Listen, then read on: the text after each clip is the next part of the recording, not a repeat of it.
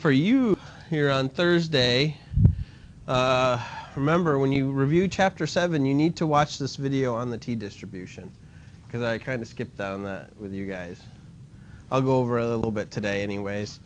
Lecture notes are there. The chapter exercises, I went ahead and did the video for that. So we're all caught up on Chapter 7. Chapter 8, which was last week. You can't see that. There's our class lecture and then chapter exercises. So the chapter exercises video is up and the section exercise little quiz is available. What I need to do yet is I need to work on this week's stuff. But this week is our catch-up week. So after I lecture today, I'll go teach con law, and then I'll, in the afternoon, put up the last little extra thing. I want to show you probably 2 or 3 things today. I'll get to 2 of them, and then the third one I'll put on the video. So that's where we're at in terms of the lectures and the content and everything. This is the class where I feel like I'm finally going to teach you something that you should use in your... Cut it out. Go get a drink or something. Yeah, drink Hampton's drink. This is the week where I feel like I'm teaching you something that you should 100% at a minimum do in your course paper. All right. So Jeff came up to me last class and he's like, "Are we going to talk about the paper?" Like, not quite yet. I can talk about it, but you're not ready for it. Today's the day that you're ready for it. Okay, now you're just mocking me. Like, stop with the coughing. So I've got a section called course paper, just for you, Jeff. All right? In course paper, you're going to find a few things. One is the actual writing prompt, which basically just says write a paper. 2 videos. One, how to get data from the SDA website. And I'm going to use that more in the next few weeks. The SDA website I showed you at the beginning of the semester, it's where we have these massive public opinion polls that go back decades. So what I do in the video is I actually demo a paper. So the paper example is I look at the influence of gender on whether or not you should spank your children. Because John, sometimes I really want to spank him. Abby's always been great, but John needs a reset button. And when they were little, hypothetically, you could just take them and turn them upside down, and that was a reset button. Try it with now, it only works for like 1.5 to 3. But it's a reset button. It's like, hey, I don't like you right now. Reset, and you pick them upside down, and then they forget why they're upset in the first place, and they just want to be put right back up. There actually is. There actually is a science behind it. My wife thought I was just trying not to abuse them, but there actually is a little bit of a science. It disorients them enough that when you reorient them, they're like, oh, I'm a new person. It's like a reset button. My wife and I don't actually talk about spanking our kids. I just like to use it as a threat once in a while. Like, I wish your mother would let me spank you. They have no idea really what spanking is. But since I like talking about my kids so much, I did a video where I look at the question of, are there gender differences outside of my marriage and co-parenting about whether or not you should spank your children? So there's a question in the General Social Survey about whether or not it's appropriate to spank children. And so that's the data, that's my dependent variable. And my independent variable, I just use the respondent's gender, whether they're male or female. And I want to examine whether or not men, because of testosterone, because of gender roles, because of whatever reason, are men more likely than women to favor spanking? So that's what I demo in there. I find the data, I pull the data out of the website, I download it to my computer, I open it up in Excel. That's the second one. I open the file up in Excel. I compute the two samples means and standard deviation, and then from there you can just go. That's all you need to do. So that's the work. I mean, that's just the work you need if you find an interesting question and you can to do the data. Okay. Listen, I can't stress this enough. If you turn in a paper in this class which is worth like 1/3 of your grade, and you don't actually use any of the statistics and hypothesis testing that we cover in the class, I'm failing you. Not just for the paper, but for the course. If you can't, in your course paper, do statistics in a statistics class, you're done. I had this last semester and I felt really bad about it, but when you have a student and they come in, they say, "Why did I fail your class?"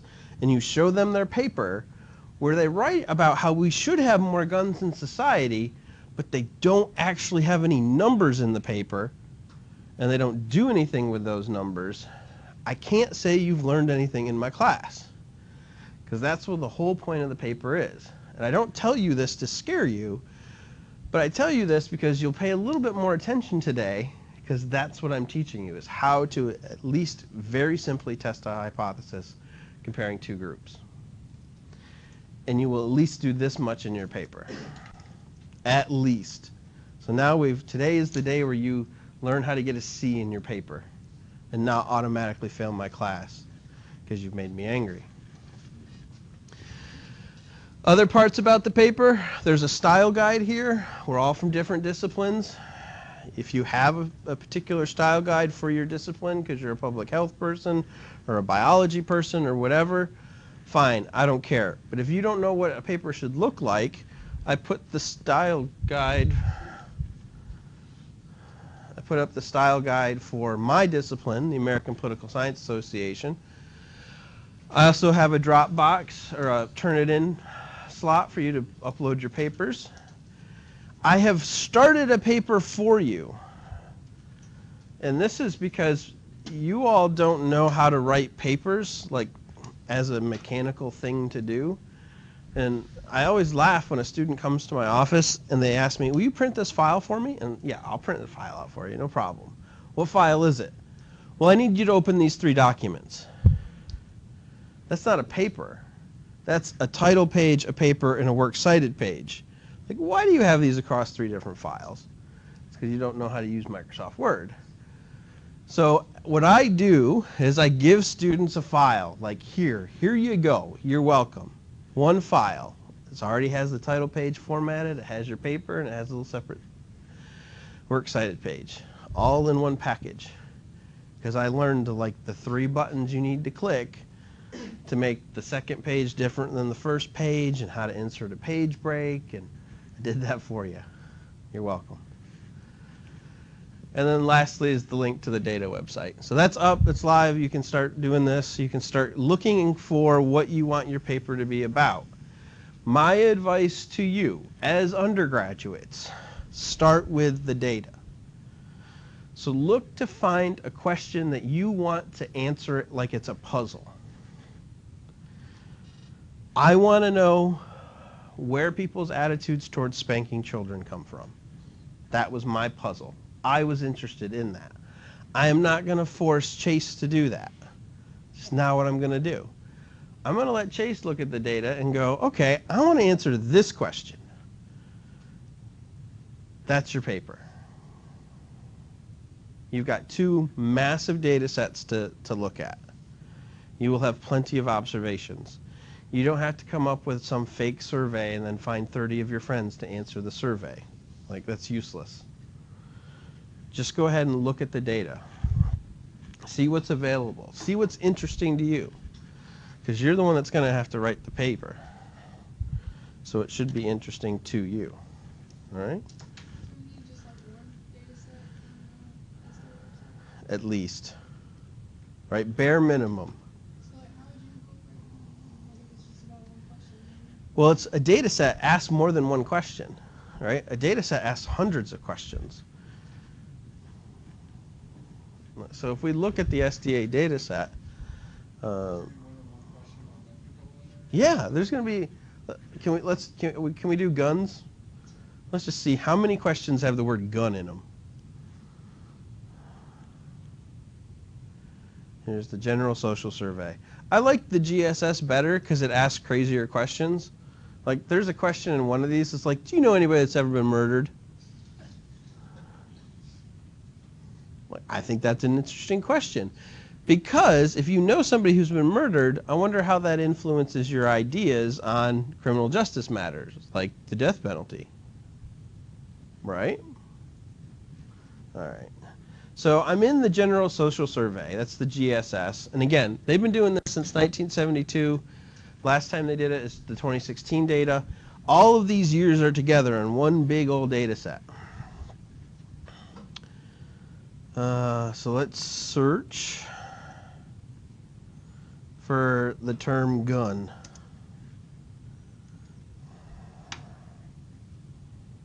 There are 13 questions that have the term gun in it. Apparently I'm old, so I need to... Have you ever been threatened with a gun or shot at? Raise your hand if you've ever been threatened with a gun.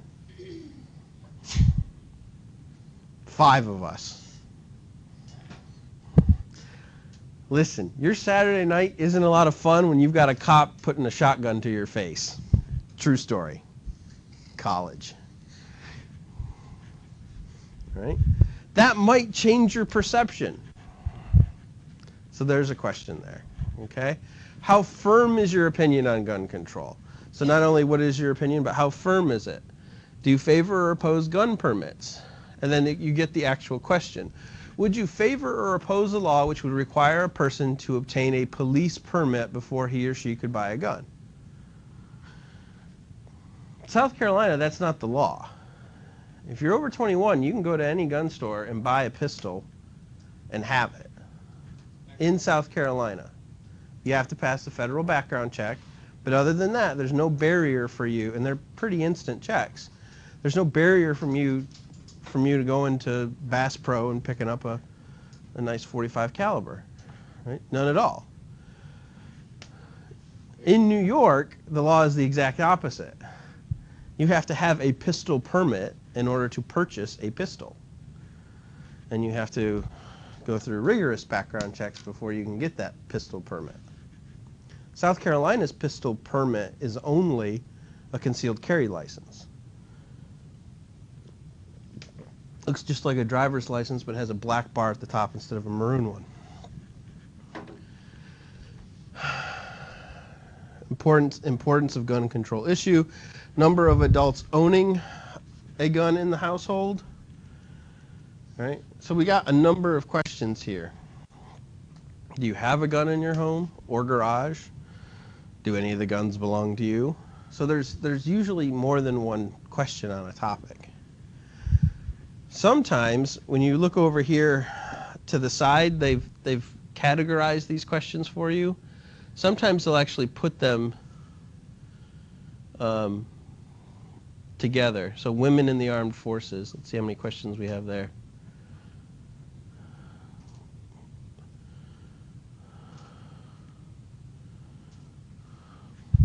Okay. So we have a lot of different scenarios. And when you think about the issue of women in combat, that's a really simplistic term, right? The idea of in combat. Well, you can have women in combat that are driving a truck, and that's their job. That's what Jessica Lynch was when she got captured in the Iraqi war. She was a truck driver, or a mechanic, or a nurse. Well, what about the distinction between women as fighter pilots? That's a combat role. Like when they go like this, missiles get launched. Stuff blows up. As gunners, transport pilots, right? So lots of different questions in that category.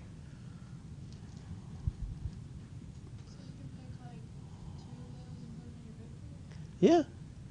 Think like they're not different data sets. This GSS is a living data set. Year after year, we ask some of the same questions.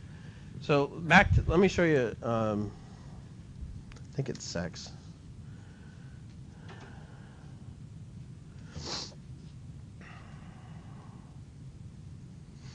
Okay, so sex is the name of the variable which they ask what is the respondent's sex or gender. So you have male or female. Look at those observations. There's 62,000 observations. That's because every general social survey, they ask these questions. They might not ask the gun question every time. But this is a classic socioeconomic status variable. Age, gender, race, religion, sort of identity variables, they're all going to be in there. And that would be a good independent variable. You can find literature about the difference between men and women.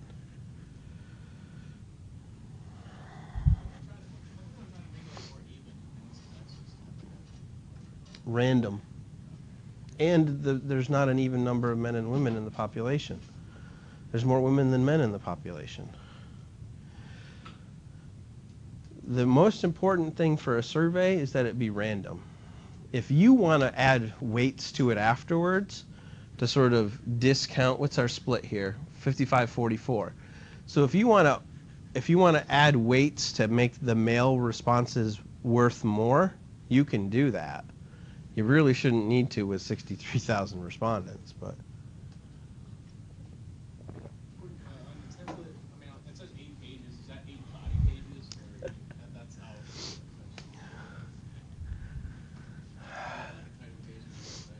Do the figures count? Like, come on, just write a paper. Any more questions? So you should be pretty good to go for the paper. All right. Honor students, you're going to write a little longer paper, but we can talk about that as you get into it. Okay. So let's talk about what you need to know. All right. You okay if I keep the lights like this, or do you want them back on? Okay, good. All right. So here's where we're at, chapter 9 of our textbook. We've done a couple of things now that we're comfortable with the idea of a distribution that are going to be handy. So back in chapter 7, we used the idea of what I think of as overlapping distributions, where we start with our regular normal distribution of a population, and then we recognize that we can take samples from that population, and those samples themselves will also be somewhat normally distributed. So in section 7, I talked about this idea of our sample mean being a distribution from our population means, right? And so we talked about this. What's the likelihood or what's the probability that we would get our sample mean given the distribution of this population? And so we were okay with that. In this chapter, what we're going to add is, so this sample mean distribution, we're going to make it something else, but we're going to treat it almost exactly the same. And instead of it being a distribution of sample means, we're going to look for a distribution of the difference between two sample means.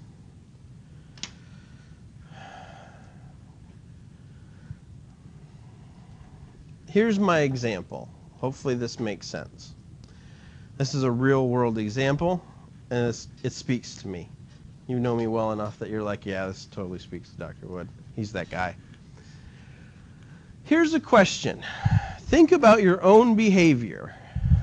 You're driving a car. You're leaving a parking lot.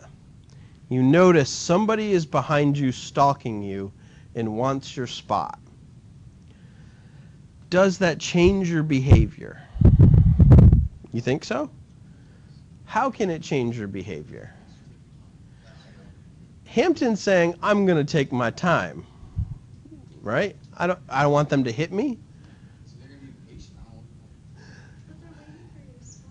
I'm not saying I'm like sitting there. Okay. Jeff says, I'm going to go faster. Why? I just don't like people waiting on me. Yeah, right. To be, somebody really wants the spot. I should get out of here quickly so they can have the spot. So we have two changes in behavior, right? One is I will hurry when there's somebody behind me. The other is I'm going to slow things down. I'll say it. I'm going to be a jerk. Like, that's my spot. You want my spot? You're going to have to wait for my spot. I do that. I know, and I'm fine with that. All right. Nice is a relative term. All right. So here's a question. Will people take longer to leave a parking spot when there's another driver waiting? And I didn't make this up. The book calls that the intruder. Compared to when nobody is waiting. So there's nobody wanting your spot. Hell, there could be extra spots in the parking lot. This clearly is not necessarily at Coastal. So Ruback and Zhuang,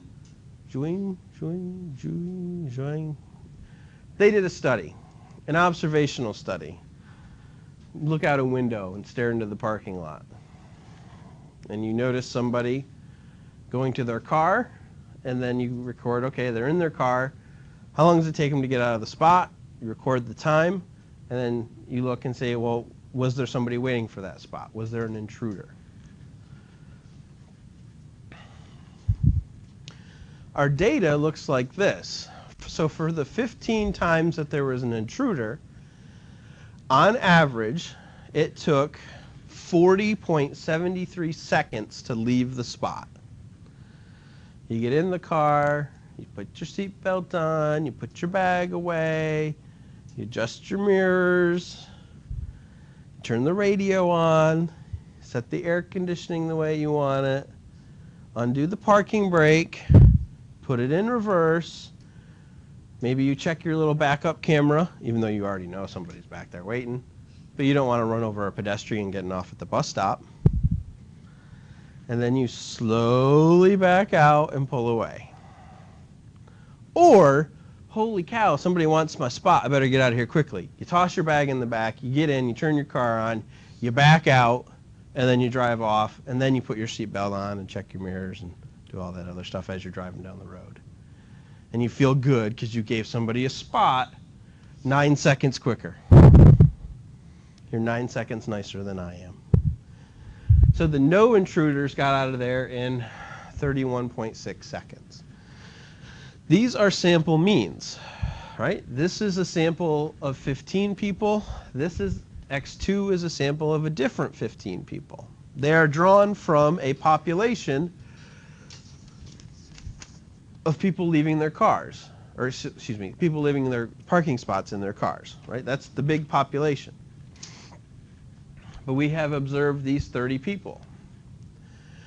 You notice with our notation, we're going to start using subscripts. So we have X bar, which we know is a sample mean, of group 1. We also have an S, standard deviation S, of group 1. And a S subscript X1, which that is a standard error of our sample mean. Right. We covered this in chapter 7. All we've done is added the 1 to say that it's this sample. The same thing for group 2. We've added a 2 subscript to our sample notation. So on average, it appears that people have a different behavior when there's an intruder stalking them for their spot.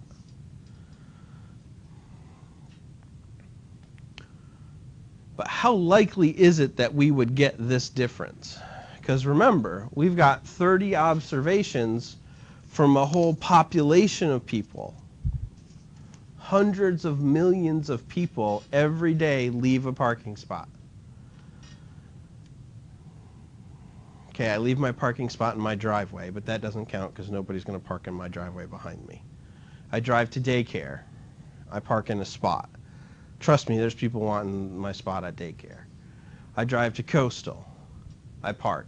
When I leave Coastal, depending upon where I parked, maybe somebody wants my spot. I go back to daycare.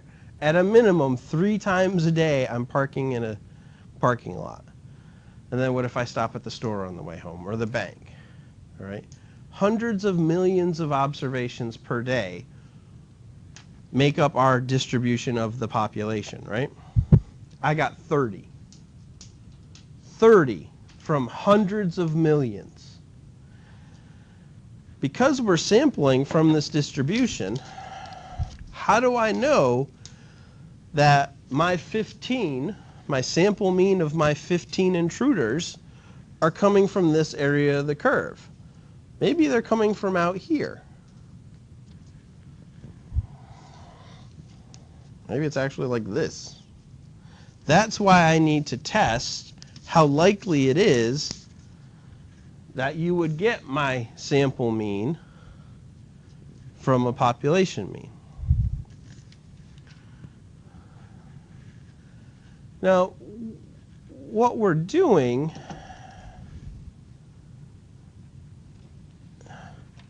got a little trick. We're still only actually evaluating one sample mean, even though I told you that you take 2 different samples. Because the trick here is that the sample that we're looking at is actually a difference. So we're evaluating the difference between our 2 groups using a distribution of differences. Okay. This second distribution is not a distribution of sample means.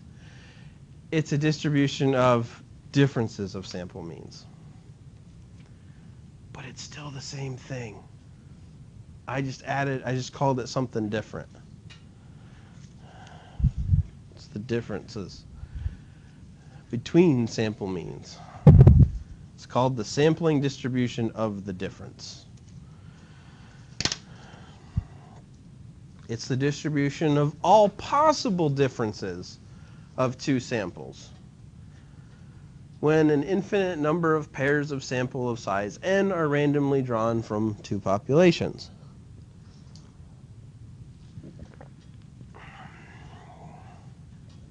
So that's what we have.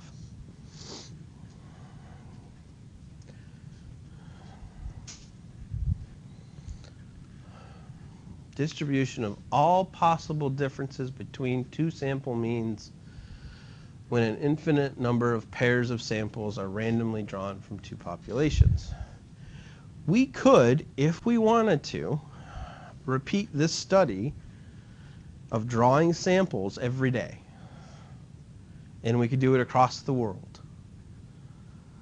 We could do it in the United States, we could do it in China, we could do it in France, we could do it in different states.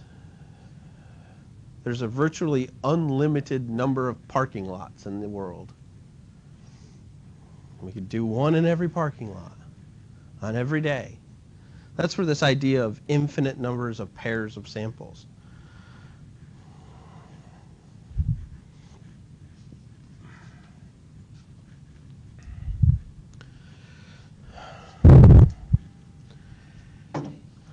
Couple of assumptions we have to make for this first step.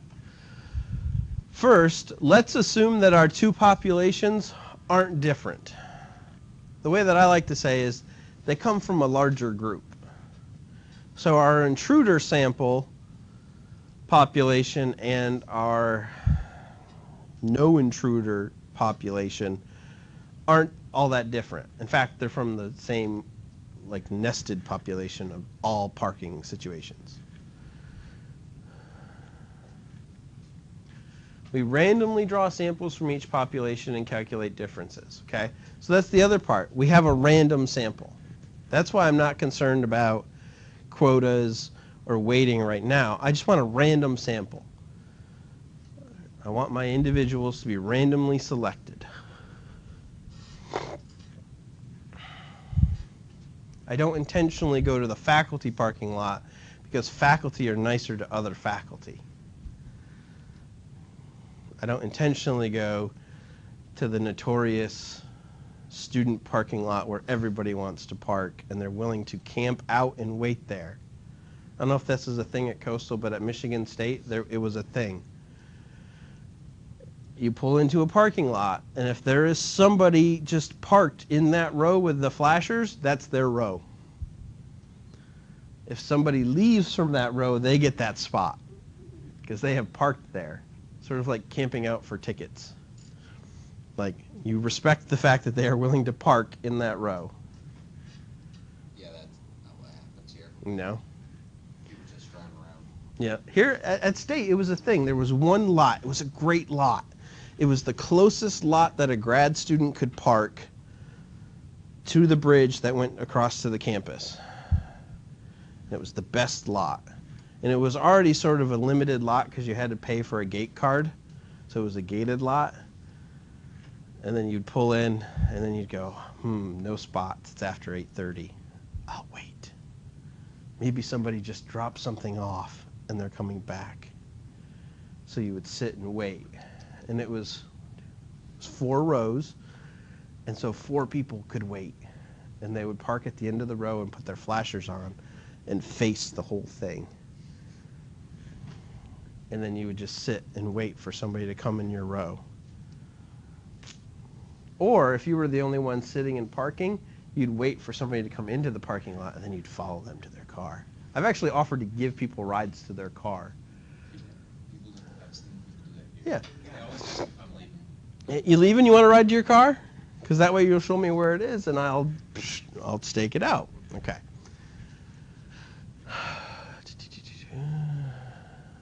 We expect, okay, and one more assumption about this. We expect there really to not be a difference, right? Why do we expect there to be no difference? Why do we have that as our expectation?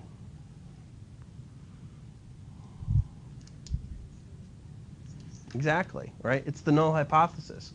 If we've set up a framework where we're testing hypotheses relative to a null of no relationship, we need to build that expectation of no relationship into our methods in which we evaluate the hypothesis. Okay? So we really expect there to be no difference between the two groups.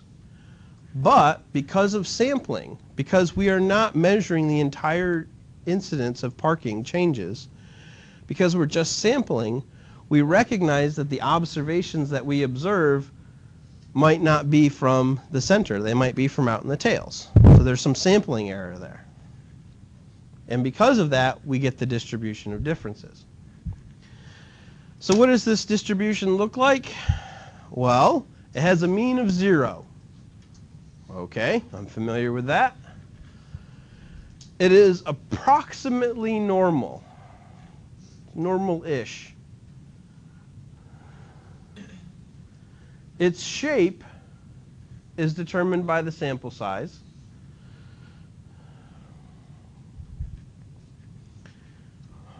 And its variability can be measured by a standard error.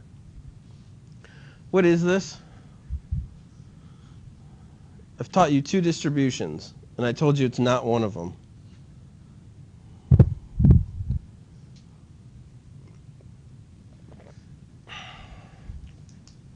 If it's not a normal distribution, it's a Standard. No, that's a shape. I've given you 2 handouts of distributions. Say T-distribution. The first one was a standard normal distribution. This distribution is approximately, but not normal. It's not that one. The second one I gave you was T-distribution. student's t-distribution. That's what this is. We can use that one here. How do we know that it's student's t-distribution? Well, the first 3 things, A, the mean is 0. Student's t has a mean of 0. It approximates a normal depending upon sample size. That's what the t-distribution does, right? Because if we get our sample size to be really big, what happens? to the t-distribution. Becomes a normal. It becomes a normal distribution. Right? That's why we start out approximately normal. So we're going to use the same t-distribution here. Can you go back real quick? No, I just want. no. It's not a formula. It's just the standard error. So no. All right. So how do we do this? Well, first things first. What is our null hypothesis? Our null hypothesis says that our mean for our intruder should be the same as the mean for no intruder. So the idea is that whether or not somebody is stalking you or not should not change your behavior. It shouldn't speed you up and it shouldn't slow you down. It's just you get in your car and leave, no matter if somebody's waiting for you or not. If that's true, that there's no relationship, then the means for those two groups should be equal. Now notice those are mu's. Why are those mu's? Why aren't they x bars? Because we're dealing with population, not a sample. No, because we only have a sample. We don't have a population. But our null hypothesis says we're looking at the population. So you're assuming the population is Nope. I'm assuming they're equal, not that they're the same. What kind of statistics are we doing here? Inferential statistics. And what are inferential statistics? When we use information from a sample to make decisions about the population. So that's what we're going to do here. We're going to make a generalization about how people respond in situations in parking lots based upon our sample. We're making an inference, inferential statistics. Another way of writing this would be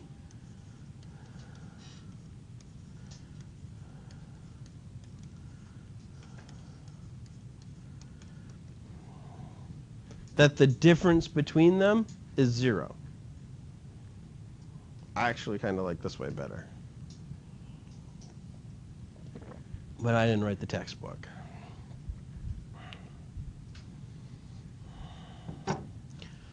Our alternative hypothesis is that the samples, or our alternative hypothesis is that our sample means will be different and allow us to say that the population means are also different.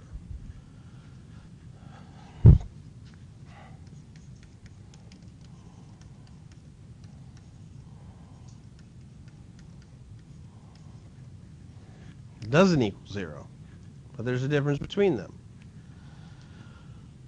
We also had two other alternative hypotheses. What was the first one in our behavior? That when we have an intruder, we will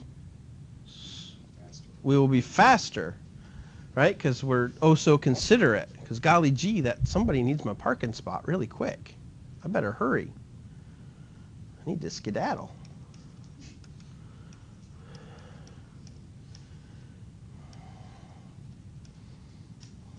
What am I going to put in there?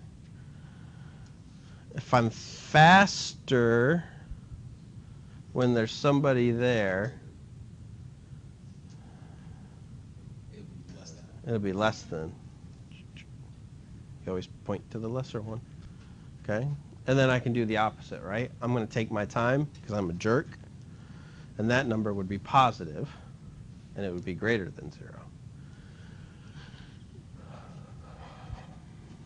We could do that. Again, social science, we tend to default to a two-tailed hypothesis. Let's see if either one of them is true. Follow the same steps. Calculate degrees of freedom. This is where it gets a little different. How many samples do we have? 2, right? We've got N1 and we've got N2. So how are we going to calculate degrees of freedom?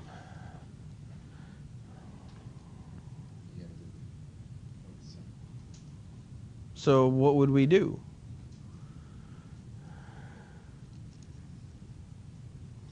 It'd still be your, it'd be the number of people, so in this case it would be 15 minus 1. Okay, it'd be 15 minus 1. But how many samples do we have? 2. So how many degrees of freedom do we have? 13. No.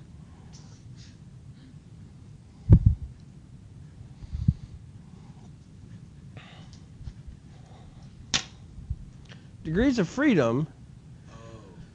two groups. Two groups of 15. The degrees of freedom in the first group are 15 minus 1.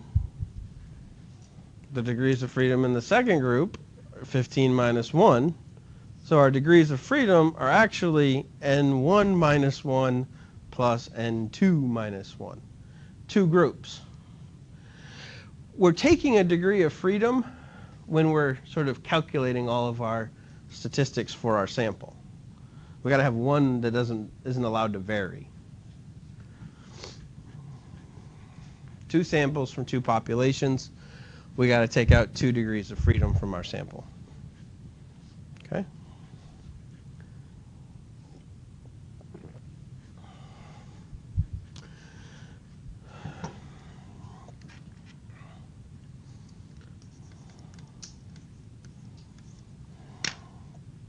Generally speaking, when we talk about degrees of freedom, we might reference n minus k. N is still your total sample number, but k is the number of statistics that you're generating by a category. And so we have 2 categories, x1 and x2, if that makes any sense at all. Might just confuse you more. But otherwise, this is your equation. Degrees of freedom, n minus 1, n2 minus 1. 28 degrees of freedom. With 28 degrees of freedom, we consult our t-table, and doing bucket on the floor, always draw our curve, our approximately normal curve. So if we do that, we decide that we want to have 0.05 total in my 2 tails. So I'm going to use that center column of the one that I gave you. And if I look up center column, 28 degrees of freedom, the critical value of my t-score is 2.048. So if I get a t-score greater than 2.048, I'm going to end up in this region of rejection. And I'm going to say, it's really hard to get this sample difference if there wasn't a difference in the population. Therefore, reject the null hypothesis that there's no difference in the population. Got it? I could be out here. I could be in the negative area. And that just says, well, the directionality didn't quite go the way we thought it did, but there's still a difference in the population.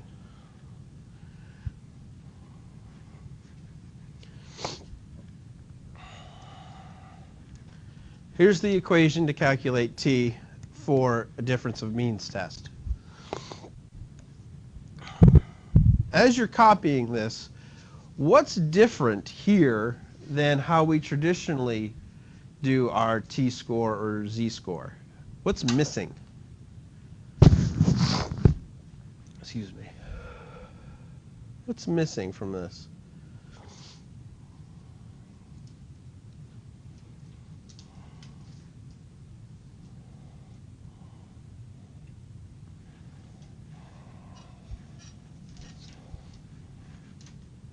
T is x1 bar minus x2 bar divided by the standard error.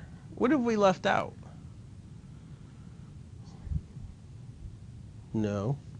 That shows up in the standard error, not in the calculation of t or z. What was it before in chapter 7 when we were comparing our sample mean to our population mean? So what was that top row?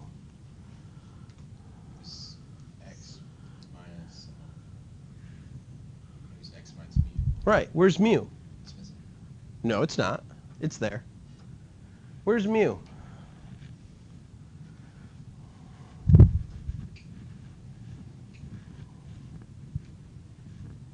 I've told you already what we've done to mu. Where'd it go?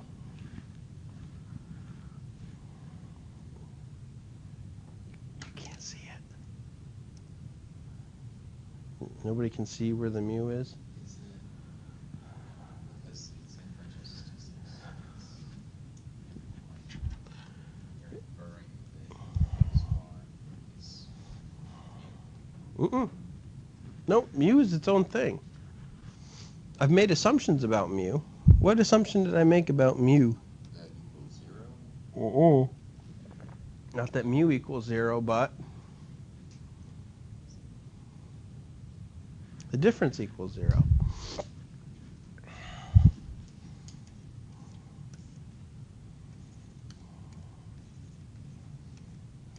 This is really what the equation is written out fully. But why don't I need to put this in there? What assumption have we made? That the difference will equal 0. Yeah. So do I need to subtract 0 from this? No. No. So we don't even put it in there. So mu was there. It just was 0. Because remember, we said that these two things are equal. If you take two numbers that are equal and subtract them from each other, what do you always get?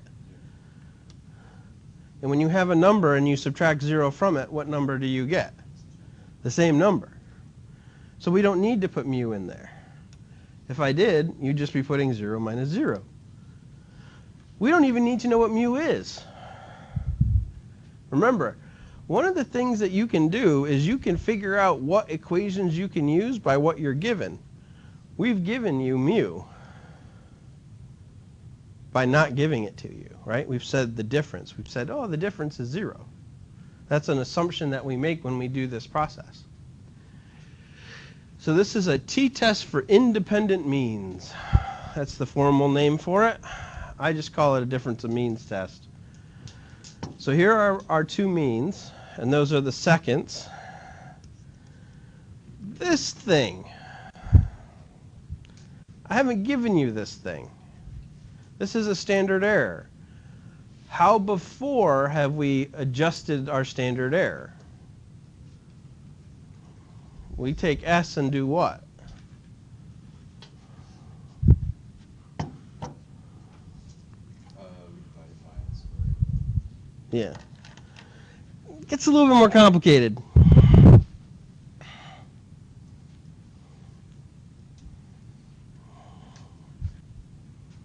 It looks bad.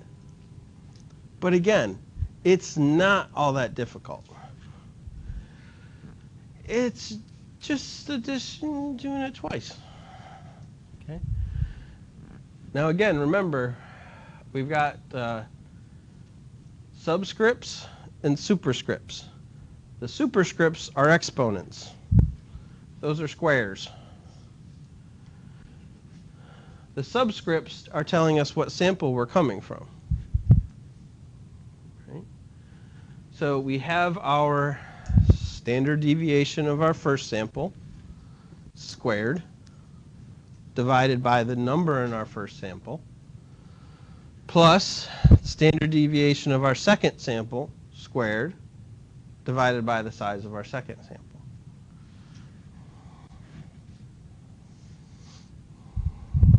You do the squares first, PEMDAS, parentheses, exponents, multiplication, division, then addition. All right? And then finally you take the square root. You were asking earlier about the square root and the squares. Well, here it is, right? Remember, we square it to make, and then take the square root of it to ensure that it's positive.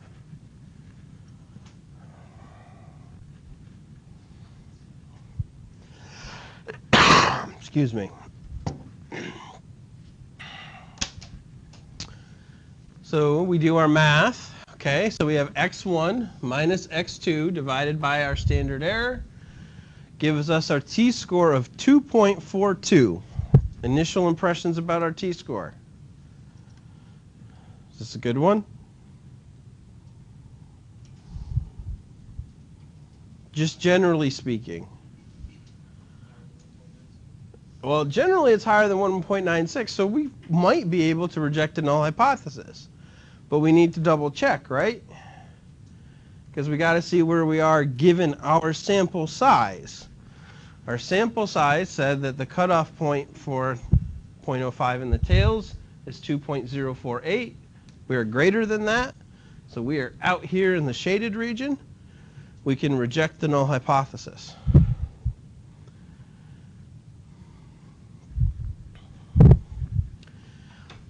Since we're here, you're going to come across this when you do literature reviews and you look at other articles. This is a t-score that would earn a star. In academic literature, we have taken to using shortcuts when we present results. One of the shortcuts that we do is we don't actually put these in our tables.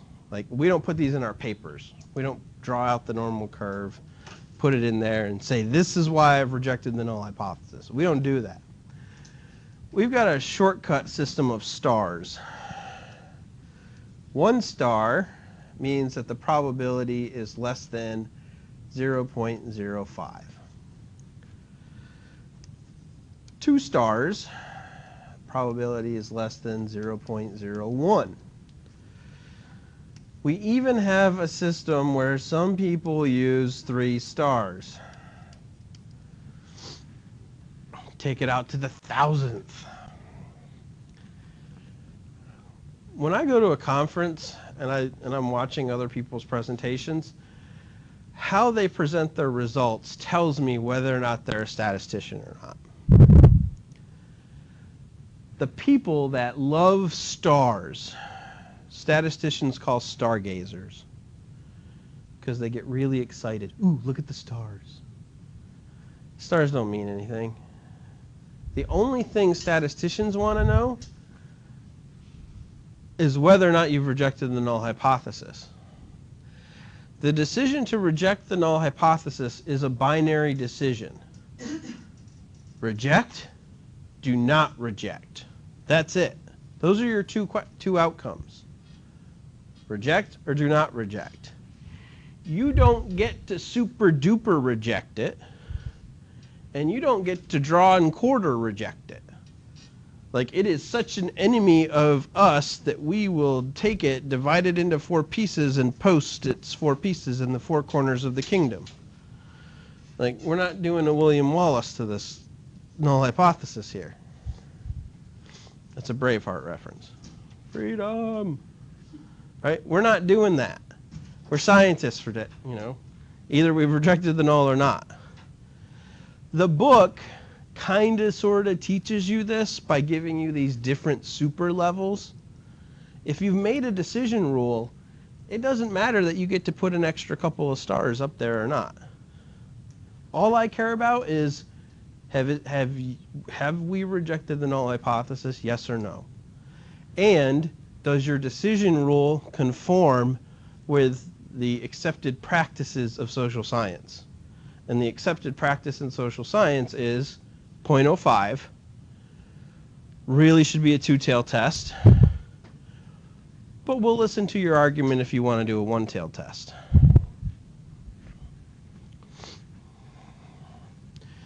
We need the argument for the 1-tailed test because what are you doing?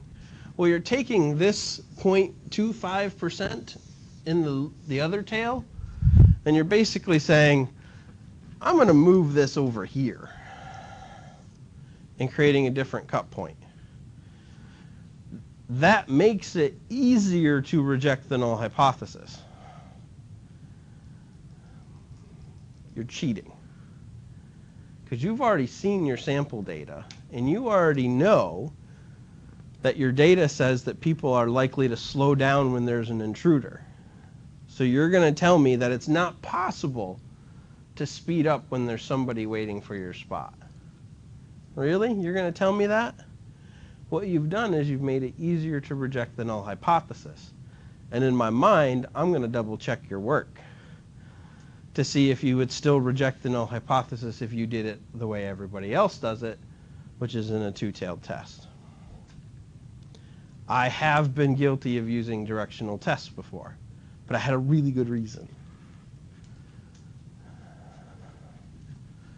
And some people do it. But you got to convince the reader. You have to basically say, listen, there's a reason for this. It's because you couldn't possibly get less people to vote in an election by telling them that an election exists. That's like saying we're going to have less people go to a store when there's a sale. How would doing something in favor of getting people to come to your store result in the exact opposite outcome? Let's draw a conclusion. The average departure time for the 15 drivers in the intruder group is significantly greater.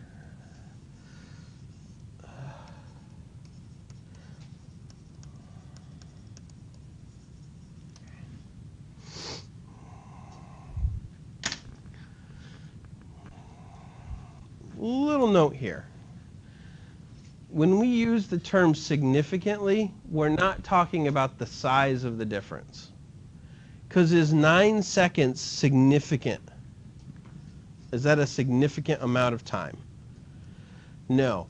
This is where, again, non-statisticians don't understand what we're saying. I'm saying that it's statistically significant, which means what? I've rejected the null hypothesis. That's all I'm saying. I've rejected the null hypothesis. Am I saying that the difference itself is significant to everybody in the world? No. I'm not saying that. I'm not saying that that 9 seconds is a significant impact on somebody's life. It's not what I'm saying at all.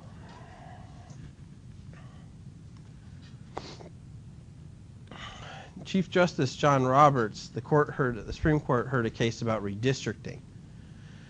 And social scientists, particularly a group of political scientists, have measured the impact of what we call gerrymandering, which is drawing the lines in a funky way in an elected district, so that way you can essentially choose the outcome. We know that this thing exists. We know a way in which to calculate how severe gerrymandering is. And Chief Justice Roberts called that sociological gobbledygook.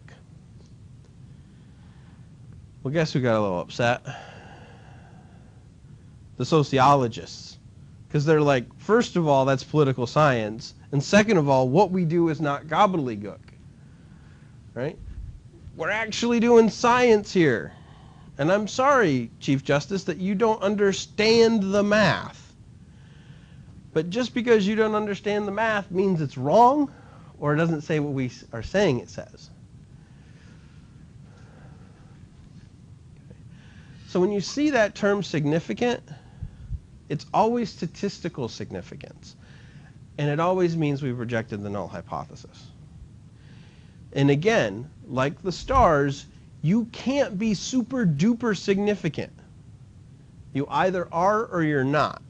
You also can't be I love this term, approaching significance. You can't be significant adjacent. You can't be significant-ish. Right? If the cut point for our t-score is 2.048, and you calculated a t-score that's 2.047, you're not approaching significant. You're not significant, because we've decided ahead of time what our cut point is going to be. You have not met that threshold. Okay? Close enough is not close enough. It doesn't matter how close you are. You either hit the line or crossed it. And yeah, we're kind of rude about that. But again, this is when you know the difference between the statisticians and the non-statisticians. If you say you're approaching significance, you're not quite there yet. Right? I am approaching being the starting shortstop for the New York Yankees. I'm not there yet. I'm not even close. So, in our literature review, if we get something like that, would it be worthwhile to say that it is possible with further studies that we would, in fact, reject the null hypothesis? It is possible that with any future study of any topic, that you might get a sample that would allow you to reject the null hypothesis. In fact, we have built into our way of doing science to say that there's probably a 5% chance that you will incorrectly reject the null hypothesis. You can say that all you want. Doesn't make it your outcome any better. If you have failed to reject the null hypothesis, just say, this sample does not allow me to reject the null hypothesis, that there is no effect. That's it. Done. Take your failure and wear it with pride. But at least you'll be right, and you won't be wrong by saying, well, I'm approaching significance. You'll be approaching it forever because there's no math that will ever make 2.047 actually just magically cross over that border. It's not the way math works, ever.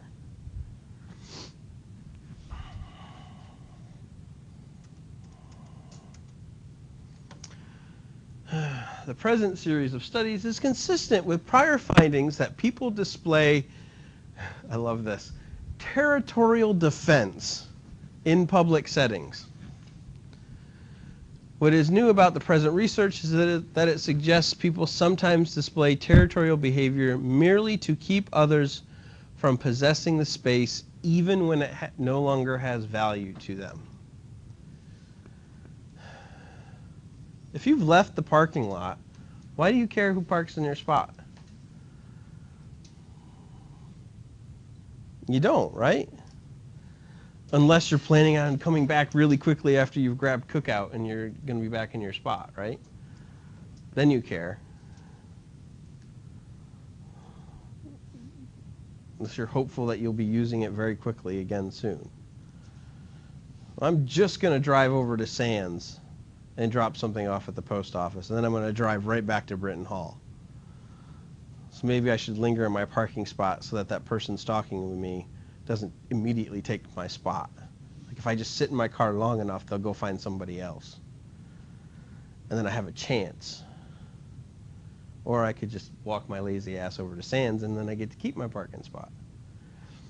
All right. So this paper, it's a real thing. People are actually talking about this. Nah.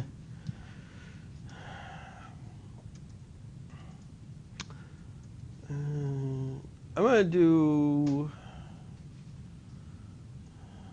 what time is it? I got like 5 more minutes. I want to show you one other thing. What if we have sample sizes that aren't equal? Well, then we can adjust for that. It's just a little bit more math. So here's another one, another example. Testing the effects of a healthy living and exercise intervention on kindergarten and first grade students. We love to experiment on kids. We do it all the time. Their ability to jump rope for 30 seconds. So we have 2 groups of students. Looks like 16 of them did gym and 11 of them didn't. Do we think the kids who had more time to practice jump roping or generally be more physically fit and healthy might perform better in an athletic environment than the kids who don't? Let's find out. So here's our 2 groups, our intervention group and our control group. We do the samples just the same, right? We have a sample mean. We have a sample standard deviation.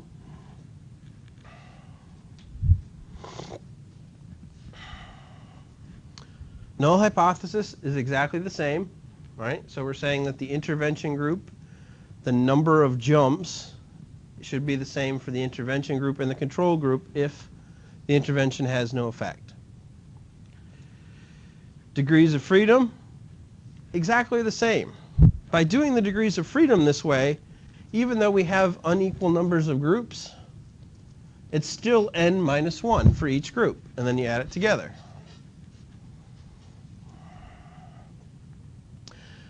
Doing the degrees of freedom is the same. Calculating the critical value is the same, because it's just based upon the degrees of freedom and that 0.05 that we want. Calculating the t statistic, still the same way, still the difference of the two groups, still using a standard error, but the standard error gets a little bit more complicated. It's just math. It's just math. It'll just take a half a page now in your notebook. So what are we doing? All we're really doing is sort of weighting these standard deviations by how much of the sample they are. So really the only thing that's new is this part here and then this thing over here. But it's all simple math. You just have to plug in the numbers where you know them and then follow PEMDAS. Start with what's in your parentheses first. So n1 minus 1, that's in your parentheses, go ahead and do that.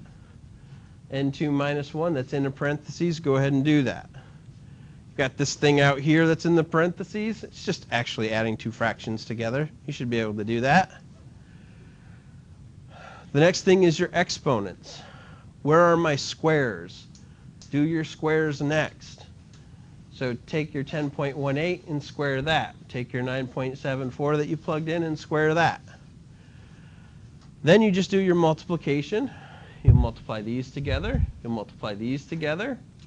You're going to leave this hanging out here until you've settled what's in here. Do your addition, do your division, then do your multiplication, take the square root, and you're done. Okay? Again, no new math. There's no like new symbol in there. It's just you have to be calm and patient and not be scared by the fact that you've got a few more steps to do. Like I said, it takes an extra slide to actually compute it. Same stuff with the z-score. I've got 3 more minutes. Over the t-score, right? We take our difference. So the students who did the practice, they did 27 skips or hops or jumps in 30 seconds. The poor kids who didn't, they only got to like 12. So the difference is 15. The t-value is 3.97, which is way out here. So it must be super duper significant, right? No. It just means if you want kids to be better athletically, give them practice athletically.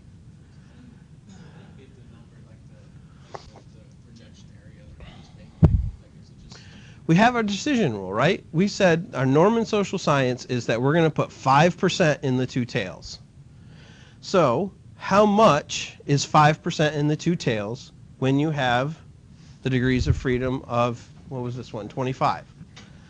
So all we're doing is saying we know we want, here's our t-table, right? We know we want, I got 2 tails, so I have to double that. Right? I know I want 0.025 in each of the tails.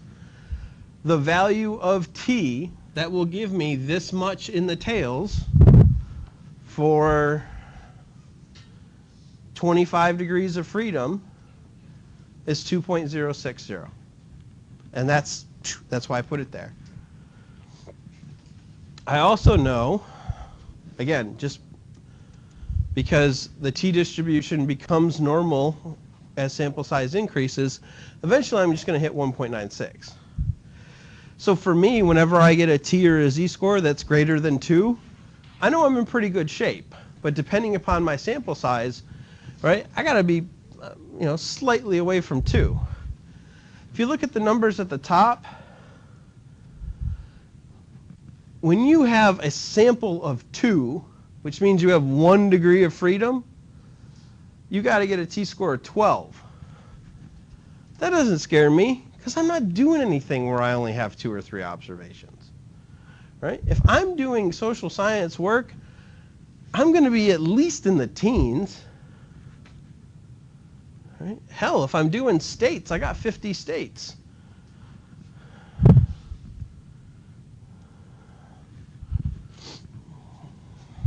I'm going to be somewhere in between these two. So for me, I know I'm going to have lots of observations. For you that are in public health or biology, those trials are often on small numbers. Drives me crazy when I read a medical study that's done on 10 people.